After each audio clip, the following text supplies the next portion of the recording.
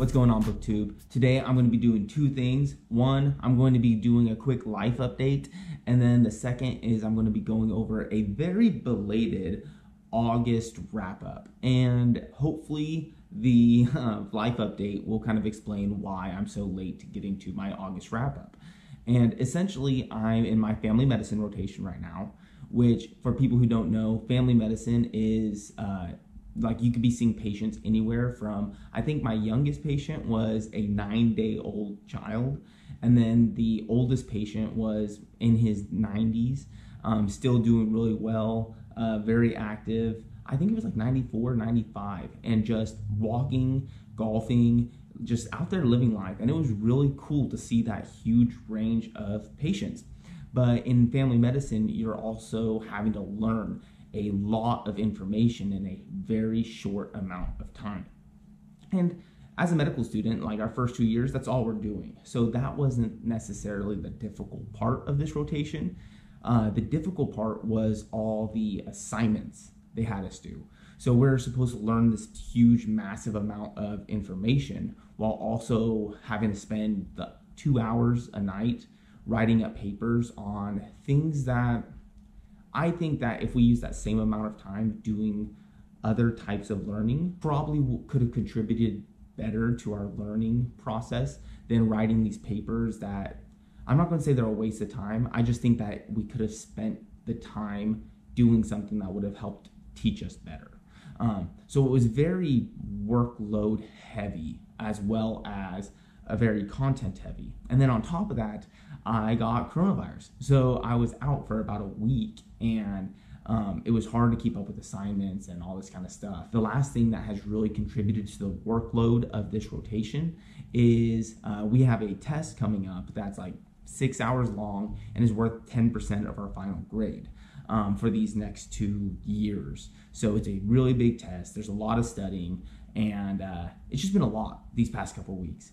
But I've done a lot of reading. Unfortunately, a lot of this family medicine stuff comes over to the internal medicine rotation, which is my next rotation. So a lot of the work I'm doing now saves me from work I have to do in that rotation as well. So that's a quick update on how my life's been going these past couple weeks.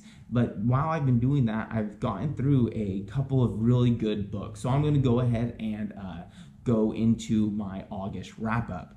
And I'm going to start with the science fiction novel I read, which was Red Rising. And if you watched my channel, or from the beginning, I guess, if you've been here for a while, you know that this was on the list of the top 5 science fiction novels I wanted to read this year. So I was glad to knock another one of those books off that list.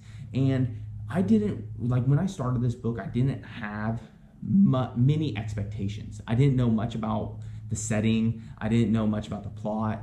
All I knew is people spoke very highly of this book and its series. So I didn't have a lot of expectations.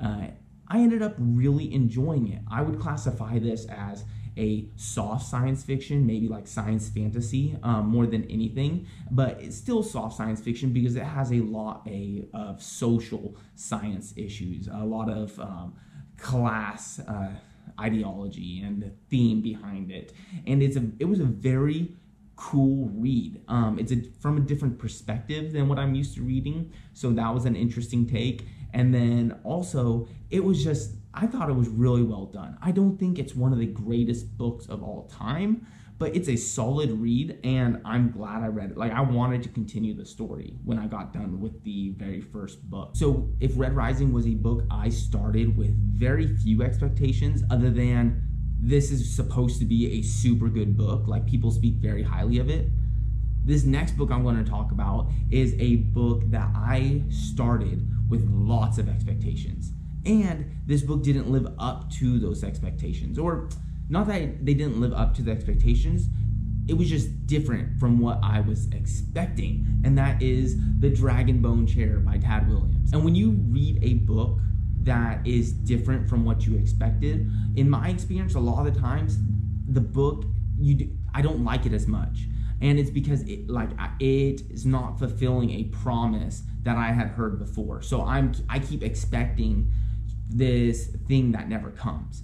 And I feel like most of the time it really takes away from the book, and you end up not liking it as much. Now, with that being said, the Dragonbone Chair did not meet my expectations, but I thought did a solid job, and I enjoyed every second of it after I came to the, once I came to the conclusion that, oh, this book isn't what I was expecting. What I was expecting was A Song of Ice and Fire. I was expecting Game of Thrones, and part of that is because George R.R. Martin credits this story to inspiring him to write A Song of Ice and Fire. And when you read the book, you can see the influences that George R.R. Martin has pulled from this book. He has pulled certain things almost directly out of this story. However, it's not, the story itself is not like A Song of Ice and Fire, and I don't think the writing is much like it. Whereas A Song of Ice and Fire, I feel like, is more fast-paced, dark, and political. This is a good old-fashioned adventure story, in my opinion. It's an adventure story with almost like a classic farm boy trope, where and he's not necessarily on a farm, but it's a boy starting out on an adventure and becoming a man. So in that aspect, it was completely different from what I was expecting, but I enjoyed it, and I didn't know how much I was missing an old school adventuring book until I started this. Another thing this book gave me that was really cool to read was you can tell this book is right at that cusp of classic fantasy turning into modern fantasy, and it was really neat to read. So like now that I've read a few classic fantasy books, and I've read a lot of modern fantasy books, it was so cool to see the gap, the transition from classic fantasy to modern fantasy. And when I finished this book, I'll start with, I don't think this was one of the greatest books of all time. I don't think it falls into that category of A Song of Ice and Fire. But I think it has potential for the series to fall into one of the greatest of all times. Like, I loved this book. It was a great book. But it by itself was not the greatest of all time worthy. How it develops as we continue, I could see it become the series itself being one of the greatest of all times, but the book itself was not. But when I finished, I was still like, I was like on a high or something. Like, I wanted another old school classic adventuring, and I wanted another transition piece. I wanted another book that was the transition from classic to modern fantasy. So I've talked about it for a long time, and I already had this book ready to be read, and I'd been sitting on it for a long time, and that is Eye of the World by Robert Jordan, the very first book of the Wheel of Time. And if you watch my channel, you know that me and this book have like a love-hate relationship. This was not a book I wanted to read when I started my booktube channel. I created a pros and cons list, and I did all that in front of you guys so that, like, because as I became more part of this community, I see how much this book, the impact that this book and this series has on the genre. And I felt like I needed to at least give it a shot. But after reading the Dragonbone Chair, I wanted to read this book with as few expectations as possible. And it's hard to go into that when so much is said about the Wheel of Time. So the few expectations I did put was I wanted it to be like, I was expecting a classic adventuring story. I was expecting, I wanted to expect a good story, and I got that. I got an old school classic adventuring story. I got what I would consider one of the greatest books, fantasy books I've read. And then I got a transition piece from like classic fantasy to modern fantasy. Like, this is right on that cusp as well. And there are, like, it's not very often that you read a book that is the perfect story for the point in time you're at. Like, this was the perfect story for the mood I was in. Like, I was in the mood for this book, and it delivered. There are some things I'm still confused on, and it's a long series, so maybe these parts will be clearer as I read the story. But like, for example, like this isn't a spoiler alert or anything, but people say that Matt is one of their favorite characters, and honestly, he's just annoying to me right now. Like, I don't care for him at all. So maybe this is going to be one of those parts where the character develops over time and he becomes a character you love. But I have a lot of people that have said that Matt is their favorite character, period, in fantasy over the board. And I'm just not seeing that. Like, I don't care for him at all in this first book. But I enjoyed the first book so much. I enjoyed the Eye of the World so much that I broke one of my goals and I continued this series with the second book of the Wheel of Time going into September. So like when I finished this book, it was so good, and I was just in the mood so much that I decided, like, I'm not going to ruin this feeling I have. I'm going to continue on this journey and continue with the Wheel of Time. So right now I'm actually on the third book, and the third book so far I'm not enjoying as much as the second one, but I'll talk about that in my September wrap up.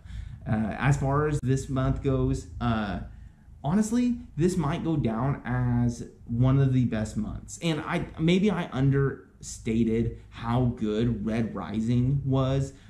Red Rising was a really good book. I really liked the interplay between futuristic dystopian and like old school Greek mythology. Like it was just I can't say enough good things about that book. I just don't think it was one of the greatest of all time. And then as far as the Dragonbone Chair goes, it's right up in that category too. And I think that maybe my expectations didn't make this book higher, but it was still a solid book. And then ending it on the Eye of the World and starting the Wheel of Time, like this is in competition with, I think it was May, but it was the month I read Dracula and Dune and I can't remember the other book, but that was a solid month. And this is right up there with it. I'm gonna have to review that month and see which one of the two is better. But all in all, there's my little life update. There's my August wrap up. I know I'm getting it to you late, but let me know if you guys have read these books and what you guys think of them. And I really do want to know, like, does Matt get better as the story continues? Because right now he's just annoying me more than anything. Thanks for watching. If you enjoyed this video, please like and subscribe so that you get notified when the next video drops. And until then, I hope you're exploring cool new worlds and reading great new books. And until then, I'll be back soon. Thanks for watching.